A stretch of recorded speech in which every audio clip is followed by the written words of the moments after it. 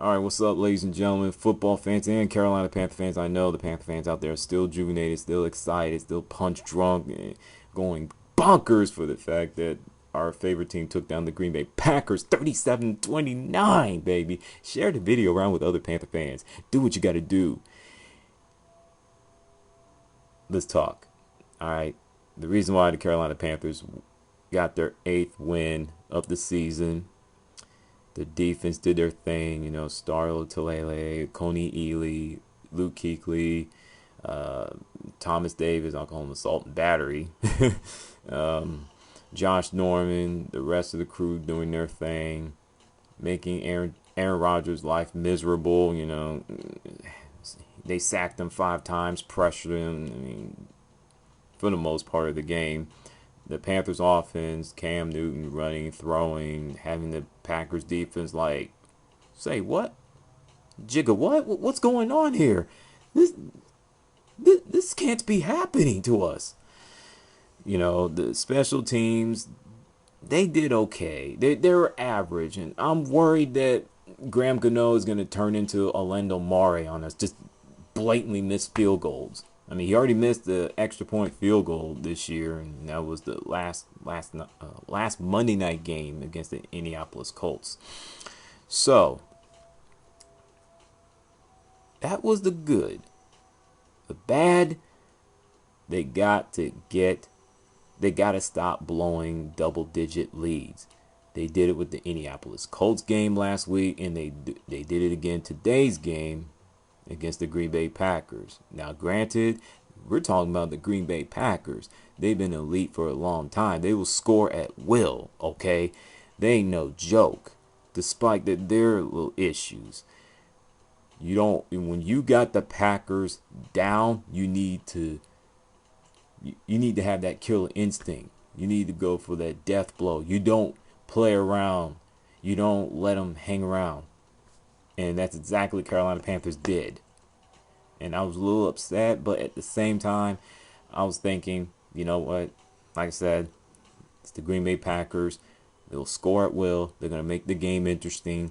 And that's exactly what happened. And let's not forget the fact that Panthers coughed up 22 points in the second half while they only scored 10 points. The offense scored 10 points in the second half. Speaking of the Panthers offense, oh boy, oh my goodness. Mike Shula, excellent play calling, but not a masterpiece, not an A+, not a 10. Why? The 2 play calls that had me hotter than a volcano, lava hot, okay? The trick play with Joe Webb, I almost kicked a wall, almost kicked the TV. I was very, very heated. I'm like, what are you doing? Have you lost your damn marbles? Why would you run a trick play against an elite team like the Green Bay Packers? Even though you have them down, you got to have that killer instinct like Michael Jordan, Kobe Bryant type of killer instinct. And you want to play around with the trick play? For real? I mean, what's going to happen when you do that against the Atlanta Falcons or the Dallas Cowboys when they get Tony Romo back? Or, the New Orleans Saints where they can score at will? They're not going to do that. Or, shoot, I'll throw in the New York Giants. You do that, I guarantee you, they will come back and make you pay. In the where Cam Newton threw the interception, it was more on him throwing the ball on the inside instead of throwing the ball to outside away from the defender. So either Ted Ginn Jr. can catch it or it'll be out of reach. It'll be incomplete. And plus, the Packers defense stacked 8. What was it? I think it was 8 or 9 men in the box. So they were like, okay, come on, run the ball on us, do it. I triple dog dare you to do it. Panthers offense like, nah, we'll just throw the ball. And we saw the interception. And I'm sitting there looking at Mike Shula. I'm like, you could have just had Cam Newton scramble, or you could have him run out of bounds, or just do something else. That's how I feel. So The reason why Packers lost the game, hey, Packer fans, Green Bay dug themselves a hole they couldn't get out of. Okay? You look at the first half, and it was pretty bad. Okay? Now, the second half, they did their thing. But, and plus, Aaron Rodgers, who is a bad man or whatever, he turned the ball over in the red zone. But it was more to do with Coney Ealy for Carolina Panthers putting enough pressure, and Rodgers threw the ball up for grabs, and bam. Thomas Davis caught the ball for an interception. So, and the defense, boy, they're terrible. There's nothing more for me to say about them. Speaking of Green Bay Packers defense, Julius Peppers playing keep away with Cam Newton the ball. Just give the brother the ball so he can give it to the Panther fan, please. And grow the hell up. Acting like a damn child. All salty as hell, man. Like I said, grow the hell up, dude.